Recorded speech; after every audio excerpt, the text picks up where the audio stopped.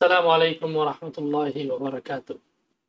الحمد لله رب العالمين والصلاة والسلام على سيد المرسلين وعلى آله وصحبه أجمعين.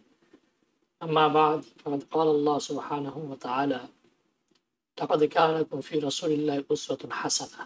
صدق الله العظيم. ويقول النبي صلى الله عليه وسلم: الدين النصيحة، وكما قال عليه الصلاة والسلام: رب اشرح لي صدري ويسر لي أمري واحلل عقدة من لساني يفقهوا قولي। প্রিয় দর্শক, যারা আমাদের এই নিয়মিত প্রোগ্রাম ইসলাম ও জীবন দেখছেন বা পরবর্তীতে ইউটিউব অথবা ফেসবুকে দেখবেন, অথবা যারা এই চ্যানেলটি পরবর্তীতে সাবস্ক্রাইব করবেন, প্রত্যেকে আন্তরিক স্বাগত। আমরা বর্তমানে মান্থ অফ রবিউল আউয়ালে অবস্থান করছি। এই মাস একটি অত্যন্ত গুরুত্বপূর্ণ মাস, যে মাসে আমাদের মহানবী সাল্লাল্লাহু আলাইহি সাল্লামের জন্ম। অ্যাকর্ডিং টু ভিন্ন ভিন্ন রেওয়ায়াত রয়েছে, তারপরেও বেশিরভাগ ওলামাদের ঐক্যমত, তাদের বর্ণনা এই মাসে রাসূলুল্লাহ সাল্লাল্লাহু আলাইহি ওয়াসাল্লাম জন্মগ্রহণ করেছিলেন। বাকি এই মাসে যে মৃত্যুবরণ করছেন আমাদের কোনো সন্দেহ নাই, এবং রাসূলের জীবনেই আমাদের জন্য আদর্শ। আল্লাহ সুবহানাহু ওয়া তাআলা কোরআনে কারীমের মধ্যে বলেছেন: লাকাদ কানা লাকুম ফি রাসূলিল্লাহি উসওয়াতুন হাসানাহ। অন্যত আল্লাহ বলেছেন: ওয়া ইন্নাকা লাআলা খুলুকিন আযীম। রসুলকে যে ফলো করবে, রসুলের যে পদাঙ্ক অনুসরণ করবে, রসুলের যে আদর্শবান হবে, তার ব্যাপারে আল্লাহ সুবহানাহু ওয়া তাআলা হাবিব সাল্লাল্লাহু আলাইহি ওয়াসাল্লাম ঘোষণা দিয়েছেন: ইয়াদখুলুল জান্নাহ ইল্লা মান আবা, কিলা ওয়া মান আবা ইয়া রাসূলুল্লাহ, ক্বালা মান আতানি দাখালাল জান্নাহ ওয়া মান আসানি ফাকাদ। রাসূল বলেছেন যে আমার প্রত্যেকটা উম্মত জান্নাতে যাবে, একমাত্র তারাই যারা নাকি অবাধ্য হবে না। সাহাবারা বলছেন: ইয়া রাসূলুল্লাহ, কারা সেই অবাধ্য?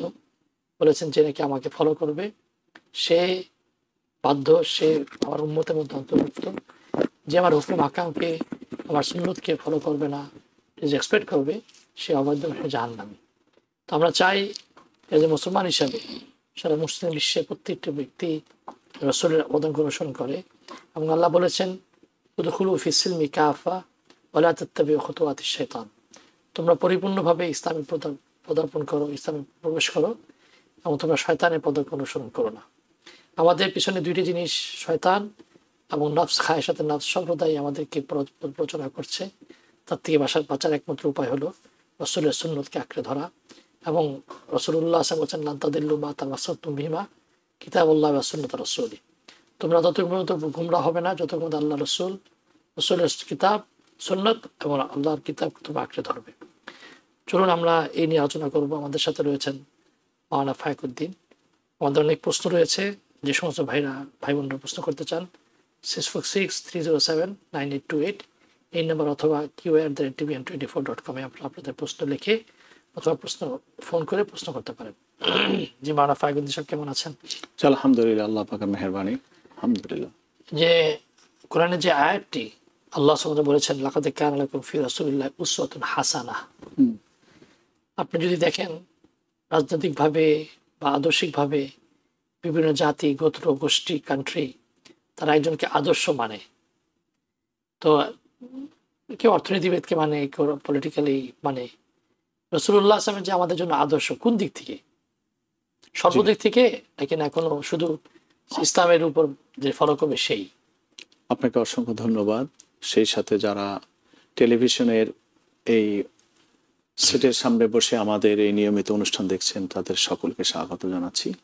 আলহামদুলিল্লাহ ওয়াসসালাতু ওয়াসসালামু আলা রাসূলিল্লাহ ওয়া আলা আলিহি ওয়া আসহাবিহি ওয়া মান ওয়ালা।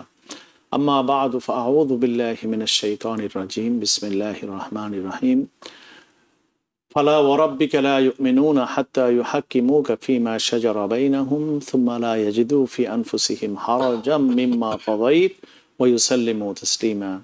সাদাকাল্লাহু মাওলানাল আযীম। ওয়া ক্বালা রাসূলুল্লাহি সাল্লাল্লাহু আলাইহি ওয়াসাল্লাম: লা ইউমিনু আহাদুকুম হাত্তা ইয়াকুনা হাওয়াহু তাবআন লিমা জিতু বিহি আও কামা ক্বালা an-নবী আলাইহিস সালাতু ওয়াস সালাম। পবিত্র কোরআনের সূরা নিসার যে আয়াতখানি তেলাওয়াত করলাম, এই আয়াতে আল্লাহ সুবহানাহু ওয়া তাআলা আপনার যে কোশ্চেন, সেই কোশ্চেনের উত্তর আল্লাহ সুবহানাহু ওয়া তাআলা এখানে দিয়েছেন। কোনো মুমিন, কোনো বিশ্বাসী, সে ততক্ষণ পর্যন্ত পূর্ণাঙ্গ মুমিন হতে পারবে না যতক্ষণ না তারা তাদের সমস্ত সমস্যার সমাধানে হাত্তা ইউহাক্কিমুকা ফিমা শাজারা বাইনাহুম, তাদের পারস্পরিক যে সমস্ত বিষয়ের সমস্যা রয়েছে, মতবিরোধ রয়েছে, যে সমস্ত বিষয়ের দুরবস্থার মুখোমুখি তারা হয়, যে সমস্ত জিনিসের সমাধান তারা প্রত্যাশা করে, এই সমাধান যতক্ষণ পর্যন্ত হে নবী আপনার কাছ থেকে তারা না নিবে, ফালা ওয়া রাব্বিকা, আপনার প্রতিপালকের শপথ, লা ইউমিনুন, তারা কোশ্চিন কালেও বিশ্বাসী হতে পারবে না। যে প্রশ্ন আপনি করেছেন, এই আয়াতের অর্থের দিকে তাকালে আমরা তার ডাইরেক্ট উত্তরটি পেয়ে যাই। এখন প্রশ্ন হলো এটা যে অর্থনীতি যে সমাজনীতি পৃথিবীর 1400 বছর পরে মানব সমাজে, মানব জীবনে রূপান্তর হয়েছে অনেক, বিভিন্ন ধরনের অর্থনৈতিক দিগন্ত উন্মোচিত হয়েছে, নলেজের জগৎ উন্মোচিত হয়েছে, অর্থনীতির ক্ষেত্রগুলো প্রসারিত হয়েছে। এক্ষেত্রে রাসূলুল্লাহ সাল্লাল্লাহু আলাইহি সাল্লামের জীবন আদর্শকে কিভাবে নিতে পারি, সেটার তরিকাটা কি, তার পদ্ধতি কি, এক্ষেত্রে যদি কেউ আধুনিক কালের কোনো অর্থনীতিবিদ, কোনো সমাজবিদের সমাধান নেয়, তাহলে সে কি পরিপূর্ণভাবে মোমেন থাকবে কিনা? এই প্রশ্ন উত্তর আরো সহজ। সেটি হলো এভাবে, সমস্যার সমাধানের জন্য যে সমস্ত ওয়ে ও পদ্ধতি ব্যবহার করা হয়, সে ওয়ে ও পদ্ধতি ডিফারেন্ট হতে পারে, কিন্তু মূল নীতি যেটা, অর্থনীতির যে মূল নীতি যেটা, অর্থনীতি কেন, কিসের জন্য অর্থনীতি? মানুষের আয়ের চাইতে, মানুষের চাহিদার তুলনায় সম্পদের যোগান কম, এজন্য মানুষের এই অর্জিত সম্পদকে সুষ্ঠুভাবে কিভাবে ব্যয় করবে, আয় করবে, এগুলার দিক নির্দেশনা সংক্রান্ত বিজ্ঞানের নামই হচ্ছে অর্থনীতি। সুতরাং এই মূলনীতির ক্ষেত্রে যে অর্থনীতির টাকা পয়সা ইনকামটা আমার কিভাবে করতে হবে, টাকাটা কোন ক্ষেত্রে ব্যয় করতে হবে, এর যে মূল প্রতিপাদ্য জিনিসগুলো, মূল যে সূত্র যেগুলো, এগুলো রসুল থেকে নিতে হবে, এগুলো কোরআন থেকে নিতে হবে। যতক্ষণ না রসুলের সমাধানকে অর্থনীতির মূল সূত্রের ক্ষেত্রে নেওয়া হবে, ততক্ষণ পর্যন্ত মুসলমান যদি সে অর্থনীতি ফলো করে, সে পরিপূর্ণভাবে অর্থনীতির মাধ্যমে আল্লাহ পাকের সন্তুষ্টি সে লাভ করতে পারবে না। এখন অর্থনীতির কথাটি যখন আমরা বলি, তখন অর্থনীতির সাথে সমাজনীতি জড়িত হয়ে যায়, রাষ্ট্রনীতিও জড়িত হয়ে যায়, অর্থাৎ রাজনীতিও এখানে জড়িত হয়ে যায়। ইসলামিক যে অর্থনীতি, সে অর্থনীতির সুফলের জন্য ইসলামিক রাষ্ট্রের প্রয়োজন। ইসলামিক রাষ্ট্র বলতে কি বোঝায়? যেখানে একজন মানুষ শরীয়ত গর্হিত, শরীয়ত বিবর্জিত কোনো রীতি ও নীতি, শরীয়ত গর্হিত, শরীয়ত বর্জিত এই নীতি অনুসরণ করা হয় না, যে সমাজে ও যে রাষ্ট্রে, সেটা ইসলামিক সমাজ। আর সেখানে যদি কোনো মুসলিম শাসক থাকে এই অবস্থায়, তাহলে সেটাই ইসলামিক রাষ্ট্র, ইসলামিক দেশ সেটা পরিণত হয়। সুতরাং এই জিনিসগুলো এমন কোনো বিষয় নয় আমাদের সম্পর্কে বা ইসলামিক রাষ্ট্র সম্পর্কে যখন কোনো কনসেপশন দেওয়া হয়, তখন তার অর্থ হচ্ছে এটা যে এখানে সিনেমা বন্ধ করে দেওয়া হবে, মহিলাদেরকে বাধ্য করা হবে তাদের পা হতে মাথা পর্যন্ত বোরকা পরিধান করার জন্য, চুরির ব্যাপারটি যদি হয় তাহলে তাকে হাত কেটে দেওয়া হবে, ইত্যাদি যে সমস্ত বিষয়গুলো জনমানুষের ভিতরে বিভ্রান্তি সৃষ্টি করে, খণ্ডিতভাবে সেই জিনিসগুলোকে তুলে ধরা হয়। ইসলাম একটি পূর্ণাঙ্গ জীবন বিধানের নাম। সুতরাং ইসলামিক অর্থনীতি যেটি, তার সুফল পাওয়ার জন্য ইসলামিক সমাজ ও ইসলামিক রাষ্ট্র পূর্ব শর্ত। এটা ছাড়া ইসলামিক অর্থনীতির এর বাস্তব সুফল মানব জীবনে এটা পাওয়া সম্ভবপর নয়। তো যাই হোক, ইসলামিক অর্থনীতির ক্ষেত্রেও যে প্রশ্নটি আপনি করেছেন, সেক্ষেত্রে এটা বলা যে সূত্র যদি রসুল থেকে নেওয়া হয়, সেটার দ্বারাই কি হয়ে যাবে, রসুলের আনুগত্য সাব্যস্ত হয়ে যাবে। ঠিক, এটি হচ্ছে আপনার প্রশ্নের উত্তর। আমাদের এক ভাই প্রশ্ন করছেন, লাইনে রয়েছেন। আসসালামু আলাইকুম প্রিয় দর্শক, লাইনে যিনি আছেন প্রশ্ন করুন। আসসালামু আলাইকুম। ওয়ালাইকুম আসসালাম। আমি মিশিগান থেকে বলছিলাম। আমার একটা প্রশ্ন হুজুরের কাছে, জুম্মার দিনে দাখুলুল মসজিদ সুন্নত, মসজিদে গিয়ে যদি খুতবা আরম্ভ হয় যে পড়া যাবে কি না যাবে না। আর একটা প্রশ্ন হইলো যে অনেক স্কলারে বলে যে হুজুর সাল্লাল্লাহু আলাইহি ওয়াসাল্লাম বলছেন যে জুম্মার খুতবা হইলেও দাখুলিল মসজিদ সুন্নত পড়ার জন্য। তো কোনটা সত্য ওটা আমাকে বলবেন। আপনাকে অসংখ্য ধন্যবাদ একটি জনগুরুত্বপূর্ণ কোশ্চেন করার জন্য। আপনার মাধ্যমে যারা মিশিগানের দর্শক আমরা তাদেরকে শুভেচ্ছা জানাচ্ছি। প্রিয় দর্শক, আপনি যে কোশ্চেনটি করেছেন, আমরা প্রতি শুক্রবারে এই বাস্তবতার মুখোমুখি হই প্রত্যেকটি মসজিদে। আমি যে মসজিদের ইমাম, সেই মসজিদেই প্রত্যেক শুক্রবারে এই মসলাটি খুলে বর্ণনা করার পরেও দেখা যায় এক শ্রেণীর মুসল্লিয়ান ইকরাম তারা এসে ইমাম আলোচনা করছেন আর তিনি ইমামের সামনে এসে নামাজে দাঁড়ায় গেছেন। যে হাদিসখানির উদ্ধৃতি দিয়ে আমাদেরকে এই ব্যাপারে বোঝানো হয়, এবং যে ভাইরা একটি গ্রুপ যেটাকে আমরা সালাফি বলি, এরা ডাইরেক্ট হাদিসের উপরে আমল করেন এবং এর একটি হাদিসের উপরে আমল করতে যে অসংখ্য হাদিসের যে বিরোধিতা হয়ে যাচ্ছে সেই বিষয়ে তারা মানুষকে ধারণা দেয় না, বরং তারা যে হাদিস বলে ওইটাকে বলে সহি, আর এর বিপক্ষে যে হাদিসগুলো আছে সেগুলো তারা জয়ীফ বলে বা সেটা বলে গ্রহণযোগ্য নয় বলে সেটাকে বেদাত সাব্যস্ত করে। এটি একটি মহামারী আকারের ব্যাধি আমাদের সমাজে আমরা দেখতে পাচ্ছি। মূল কথা হচ্ছে এই যে দেখুন, একটি সূত্র আপনাকে মনে রাখতে হবে, যে সমস্ত নফল এবাদত, তাহিয়াতুল মসজিদ বা দুখুলুল মসজিদ যেটি বলি না কেন, এটি নফল এবাদত। কোন নফল ইবাদত করতে গিয়ে যদি সামাজিক মানুষের ক্ষতি হয়, অধিকাংশ মানুষের স্বার্থ বিঘ্নিত হয়, তাহলে ওই স্থানে নফল বর্জন করা এটা শরীয়তের নির্দেশ। তাহিয়াতুল মসজিদ আপনি পড়বেন কোথায়? ইমাম যেখানে বক্তব্য দিচ্ছেন সেখানে। যদি ইমামের সামনে দাঁড়িয়ে কেউ নামাজ পড়ে তো তাহিয়াতুল মসজিদে হাদিসের আলোকে সে তিন ভাবে সে অপরাধ করছে, তিন মানুষকে সে গুনাহগার বানাচ্ছে। এক নম্বর ইমামকে গুনাহগার বানায়, দুই নম্বর যে নামাজ পড়ে সে তার নামাজের ক্ষতি করে, তিন নম্বর সে সমষ্টিগত মানুষ যারা এই মসজিদে বাকি ছাড়া অধিকাংশ মানুষ 99% যারা বসে ইমামের খুতবা শুনছে তাদের অধিকারকে তার এই নফল স্বার্থ চরিতার্থ করতে যে তাদের অধিকারকে সে খর্ব করছে। এই জন্য ফোকাহা ইকরামের গাইডলাইন এখানে মানতে হবে। আল্লামা আবুল্লাহ সামারকান্দির তার যে কিতাব আছে তামবিহুল গাফিলিন, সেখানে তিনি স্পষ্ট বলেছেন যে সমস্ত নফল ইবাদত পারমিসিবল।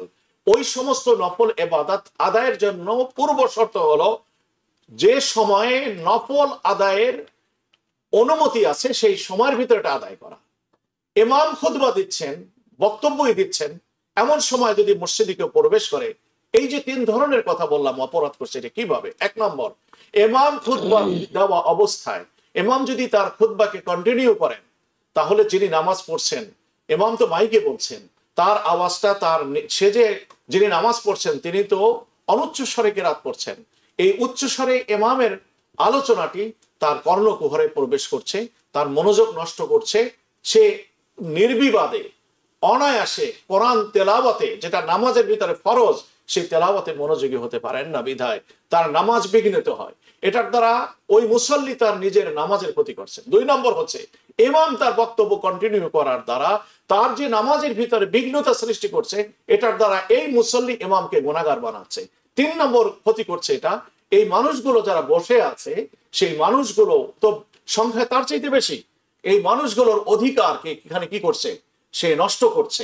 এজন্য শরীয়তের বিধান হলো এই, কোন নফল ইবাদত, পার্সোনাল কোনো বেনিফিট যেটা নফল, সেটা যদি সামাজিক স্বার্থকে রক্ষা করতে গেলে ক্ষতিগ্রস্ত হয়, তাহলে নফল পার্সোনাল ইবাদত সেক্ষেত্রে পালন করা যাবে না, সেখানে সামষ্টিক মানুষের সুবিধাকে প্রাধান্য দিতে হবে।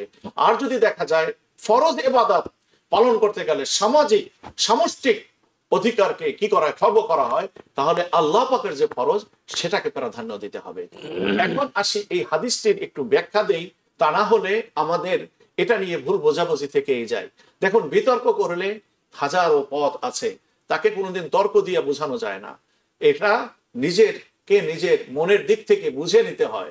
এক নম্বর হলো রাসূলুল্লাহ সাল্লাল্লাহু আলাইহি সাল্লাম যে খুতবার ভিতরে বলছেন যে সাহাবী একজন প্রবেশ করেছেন, নবী করিম সাল্লাল্লাহু আলাইহি সাল্লাম তাকে খুতবার ভিতরে বলেছেন, তিনি এসে বসে পড়েছেন, তো নবীজি তাকে বলছেন যে তুমি কি তাহিয়াতুল মসজিদ পড়েছো? ওই সাহাবী বলেন, ইয়া রাসূলুল্লাহ আমি আদায় করি নাই।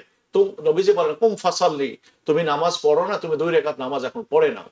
এই যে হাদিসখানি, এই হাদিসখানি সমস্ত ওলামাদের সামনে ফোকাহাদের সামনে, মুহাদ্দিসের সামনে আছে, তারা কিন্তু কেউ নির্বিবাদে যেভাবে এরা অর্থ করছে এভাবে নেয় নাই।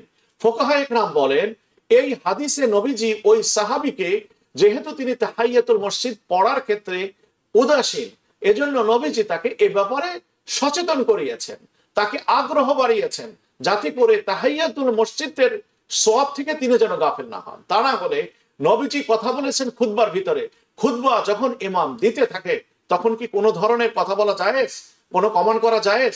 স্বয়ং নবীজির হাদিস, ডিউরিং দ্য খুতবা ইদা সাআদাল ইমামু আলাল মিম্বার ফালা সালাতা ওয়ালা কালামা, মেম্বারের উপরে ইমাম যখন বসে খুতবার জন্য তখন নামাজও নাই এবং কোনো কথাবার্তাও নাই।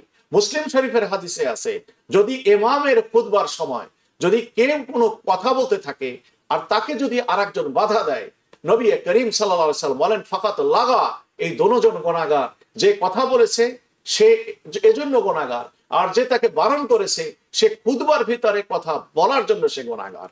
তাহলে স্বয়ং নবীজির এই হাদিস প্রমাণ করে যে ডিউরিং দ্য খুতবা ইমাম হোক মুক্তাদি হোক কারোর কোনো কথা বলার পারমিশন নাই।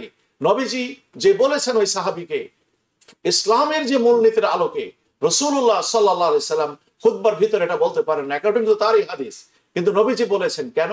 তিনি সাহেবে শরিয়াত, রাসূলুল্লাহ সাল্লাল্লাহু আলাইহি সাল্লাম শরীয়তের প্রবর্তক, আল্লাহ পাক দ্বীন তার মাধ্যমে প্রতিষ্ঠিত করেছেন, কাজেই তিনি তার উম্মতের গাইড করার জন্য সংশোধনমূলক এই কথাটি বলার অধিকার তিনি আল্লাহর পক্ষ থেকে পেয়েছেন বিধায় বলেছেন, এটা তার জন্য প্রযোজ্য, কিন্তু নবী ছাড়া কোনো মানুষের জন্য ডিউরিং দ্য খুতবা কথা বলার পারমিশন নাই।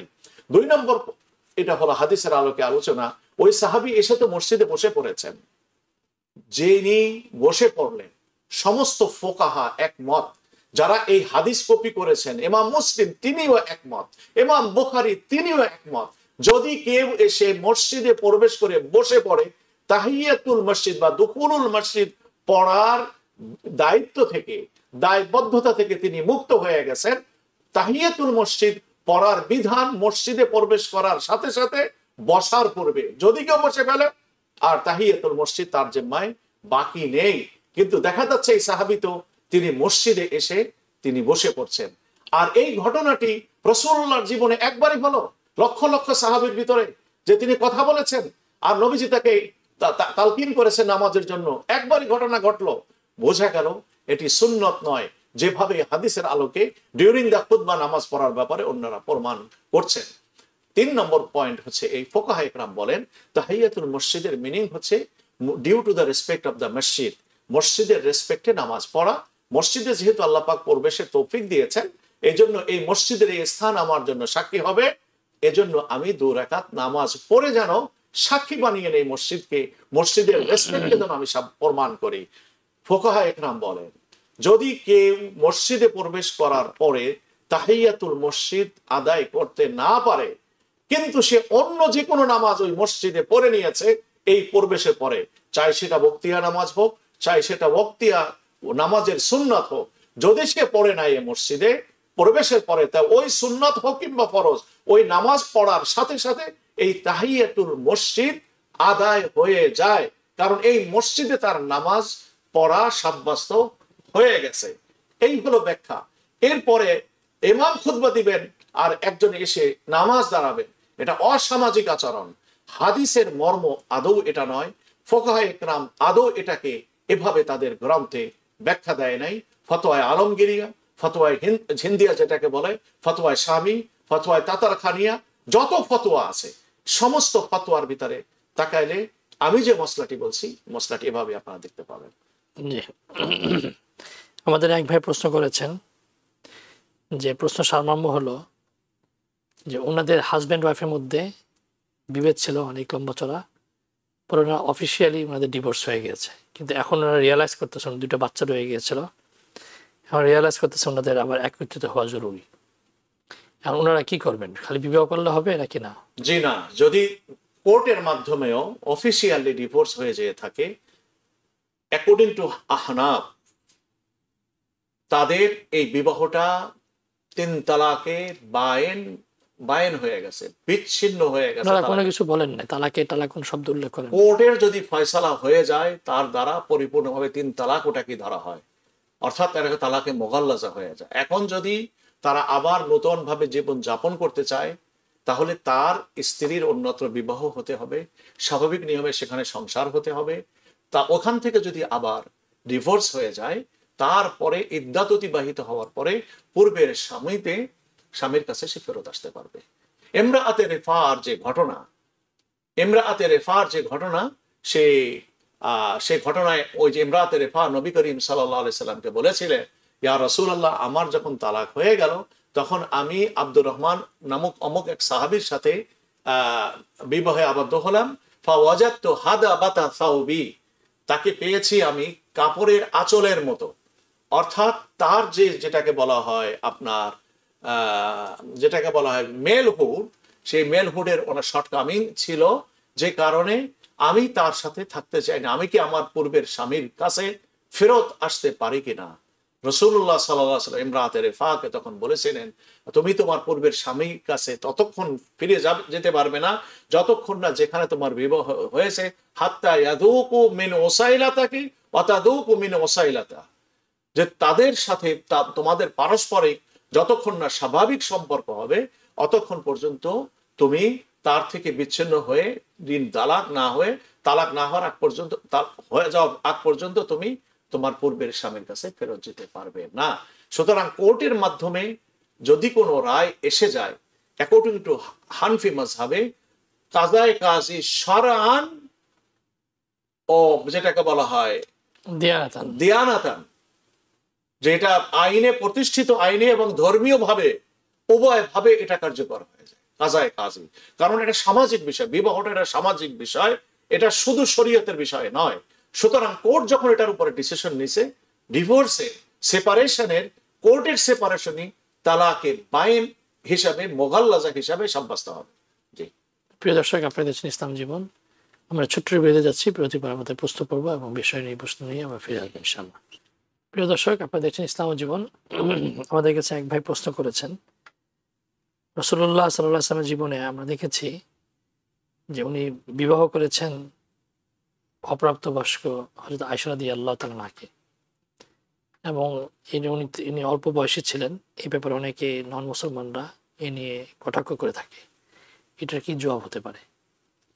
এই জাতীয় কোশ্চেন আমরা বহুবার শুনেছি এবং এই অনুষ্ঠানে আমরা বিভিন্ন ভাবে প্রাচ্যবিদ যারা ওরিয়েন্টালিস্ট, আমরা এই প্রশ্নের উত্তর দিয়েছি। এক নম্বর হলো, বিবাহটা এটা পার্সোনাল ইস্যু, এবং যে বিবাহ করেছে তার পক্ষ থেকে এ ব্যাপারে কোনো আপত্তি ছিল কিনা।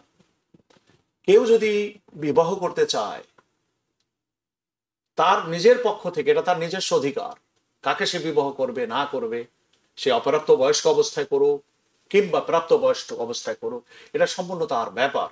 তদানীন্তন সমাজে এই জাতীয় বিবাহ এটাকে কোনোভাবেই কি অর্থে, সামাজিকভাবে এটাকে কখনো খারাপ অর্থে দেখা হয় নাই।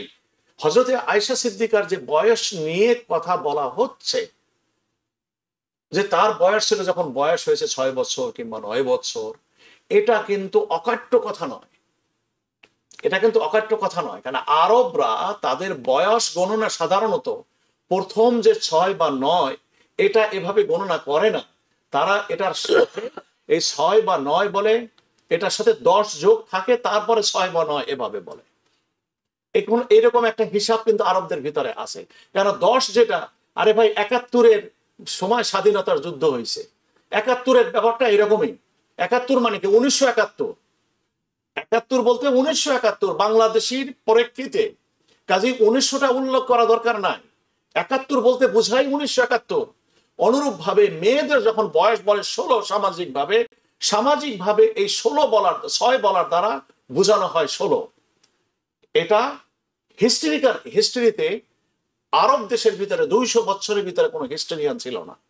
কাজেই এই যে বয়সের তারতম্য নিয়ে যে আলোচনা করা হয়, এই আলোচনা এটা এই বর্তমান যুগের যে সমস্ত হিসাব নিকাশ যেভাবে করা হয় সেই অনুযায়ী ওই যুগে 1400 বছর আগের হিসাব এভাবে করলে প্রকৃত অর্থে জানা যাবে না।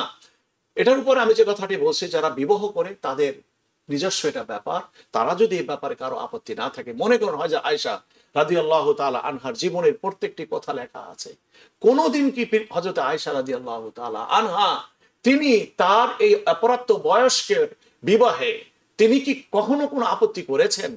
তার যখন ওই 6 বছর বা 9 বছর যদি বয়সে নবীজির সাথে সংসারে আসার প্রমাণ হয়, তাহলে তিনি যে বয়সে বিধবা হলেন সেই বয়সটা ছিল মোট 18 বছর। 55 বছর পর্যন্ত হযরত আয়েশা বেঁচে ছিলেন। এর ভিতরে একদিনও কি আম্মা জান আয়েশা তিনি কোনোদিন বলছেন যে আমার কেমন একটা ভাগ্য, আমি বিবাহ করলাম, আমার বয়স যখন ছিল 6 কিংবা 9, আর এমন একজন মানুষের সাথে বিবাহ করলাম, তার বয়স হলো 53 বছর, আমি 18 বছর বয়সে বিধবা হলাম, আমার জীবনটা কেমন দুর্বিষহ হয়ে গেল, এই জাতীয় বিবাহ আমার কেন হলো, আমার পিতা মাতা আমাকে কেন দিলেন? হযরতে আয়েশা রাদিয়াল্লাহু তাআলার সাথে বিবাহ ব্যাপারটা হযরতে ওমর রাদিয়াল্লাহু তাআলার সাথে আয়েশার বিবাহের কথা ছিল। তো হযরতে ওমরের বিবাহ যখন হযরত ওমর যখন শুনছেন, হযরত আবু বকর সিদ্দিক রাদিয়াল্লাহু তাআলা এবং তার ফ্যামিলি হযরত আয়েশাকে নবীজির সাথে বিবাহ দেওয়ার জন্য তারা মনস্থ করে ফেলছে, তখন আর হযরত ওমর রাদিয়াল্লাহু তাআলা বিবাহের জন্য আর সামনে বাড়ে নাই। তাহলে বোঝা গেল এই কথার দ্বারা আরেকটা বিষয়, যে নবীজির সাথেই যে অল্প বয়সের বিবাহটার দ্বারা যেভাবে দোষী সাব্যস্ত করছে, হযরত ওমর বিবাহ করলে কি হইতো? একই বিষয় কোশ্চেন আসতো। আসুন আপনি ইসের পরে ভারত উপমহাদেশে যে সমস্ত বড় বড় পণ্ডিত আছে, রবীন্দ্রনাথ ঠাকুরই বলেন, রবীন্দ্রনাথ ঠাকুরের যে মেয়েকে বিবাহ দিচ্ছেন, সেই মেহ যার সাথে বিবাহ দিয়েছে তার বয়স ছিল কয় বছর? মোটে 9 বছর বয়স ছিল।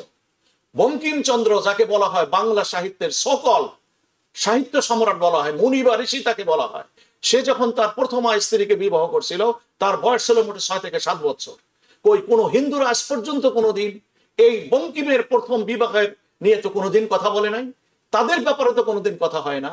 রবীন্দ্রনাথ ঠাকুরের মতো এমন একজন জ্ঞানী মানুষ, বাংলা সাহিত্যের যিনি নক্ষত্র, ফুল রেসপেক্ট যার তার প্রতি আমার রয়েছে, তিনি পর্যন্ত তার কন্যাকে এভাবে বিবাহ দিলেন অপ্রাপ্ত বয়স্ক অবস্থায়। একটা মানে অনেকগুলো মেয়েকে 13 বছর, 9 বছর, 11 বছর, এগুলার শুধুমাত্র ইসলামকে না পছন্দ না করার, ওটা তো মনে করেন একটা, কিন্তু আমাদের রাসূল সাল্লাল্লাহু আলাইহি ওয়াসাল্লাম তো একজন আদর্শ, ওনার জীবনে আমাদের জন্য একটা আদর্শ। তো এরকম একজন অপ্রাপ্ত বয়স্ক, এটা তারা রাসূলের আদর্শ কোনটা? এখানে একটা জিনিস মনে করতে হবে, নবীগণ অনেক কাজগুলো এমন করেন, আপনি মনে করুন, আপনাকে একটু জিনিস বলি, যেহেতু হিন্দুদের শ্রীকৃষ্ণ যিনি, তার স্ত্রীর সংখ্যা কত? তার স্ত্রীর সংখ্যা কত? 16,900 কতজন জন তার স্ত্রী আছে। আজ পর্যন্ত কোনোদিন এটা কেউ ডিপেন্ড করে নাই, এটা নিয়ে কেউ উচ্চবাচ্য করে নাই। একাধিক বিবাহ নবীজির, এটা নিয়ে সবাই আলোচনা করছে। আর নবীদের বিবাহের সংখ্যা, আমাদের নবীর সংখ্যা তো কম। নবীদের যে অবস্থা সেটা বুঝতে হবে। নবীজির যখন 25 বছর বয়স, তখন আম্মাজান খাদিজার সাথে বিবাহ করলেন যখন তার বয়স 40। রাসূলুল্লাহ সাল্লাল্লাহু আলাইহি সাল্লামের আসল যৌবন কালটাই কাটছে একজন বিধবা মহিলার সাথে সংসার করে। আর 53 বছর বয়সে যে নবী করিম সাল্লাল্লাহু আলাইহি সাল্লাম বিয়ে করলেন, সে সময় তো মানুষের তারুণ্য বিদায় হয়ে যায়। সেই সময় তিনি বিবাহ করলেন একমাত্র কুমারী নারী হযরতে আয়েশা রাদিয়াল্লাহু তাআলা আনহাকে। এটা কি শুধুমাত্র মানে বিবাহের মানে আগ্রহ থেকে শুধু বিবাহ করছে? এই জন্য ইসলামের মূল কথা বুঝতে হবে। রাসূলুল্লাহ সাল্লাল্লাহু আলাইহি সাল্লাম 3 কারণে বিবাহ করেছেন একাধিক। একটা বিবাহ করেছেন সামাজিক রীতির কারণে। সামাজিক রীতি হলো, সেই যুগটা ছিল যুদ্ধ বিগ্রহের যুগ। অনেক মহিলা এরকম ছিল যাদেরকে দেখাশোনা করার কেউ নাই, তাদের বলতে গেলে তাদের জিন্দেগি অতিবাহিত হয়ে গেছে, তারা একা অসহায়। রাসূলুল্লাহ সাল্লাল্লাহু আলাইহি সাল্লাম বিবাহ করেছেন, যেমন হযরতে সাউদা রাদিয়াল্লাহু তাআলা আনহা। আবার রাসূলুল্লাহ সাল্লাল্লাহু আলাইহি ওয়াসাল্লাম বিবাহ করেছেন সামাজিক রীতির কারণে, ধর্মীয় স্বার্থের কারণে, রাজনৈতিক স্বার্থের কারণে।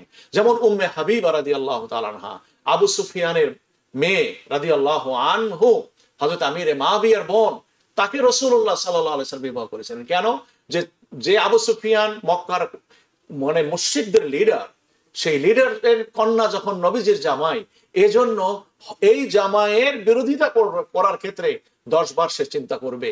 এই জন্য দেখা গেছে বদরের যুদ্ধে সে যখন সিরিয়া থেকে আসছিলেন, তিনি ব্যবসায়ী জিনিসপত্র নিয়ে মুসলমানদের মুখোমুখি হলেন, আবু সুফিয়ান তখন এক বাহানা দিয়ে সরে গেছে, সে যায়া আবু জেহেলকে পাঠাই দিছে, সে জামাইয়ের সামনাসামনি হইতে চায় নাই। অনুরূপ ভাবে দেখা যায় কোন যুদ্ধে ডাইরেক্ট নবীজির সামনাসামনি আবু সুফিয়ান হয় নাই। এটা হলো রাজনৈতিক কারণে।